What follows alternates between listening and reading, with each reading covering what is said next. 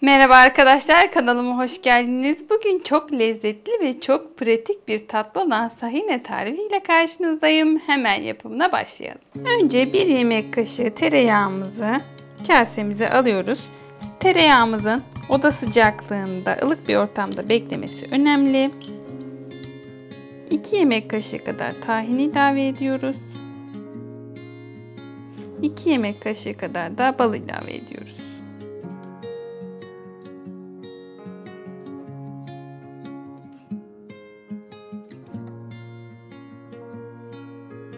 Tüm malzemeleri karıştırıyoruz.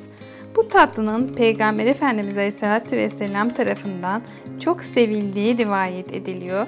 Özellikle Ramazan ayında sahurda tükettiği rivayet ediliyor.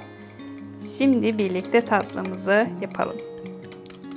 Lezzetli olduğu kadar da çok da kolay bir tatlı. Servis tabağımıza alıyoruz.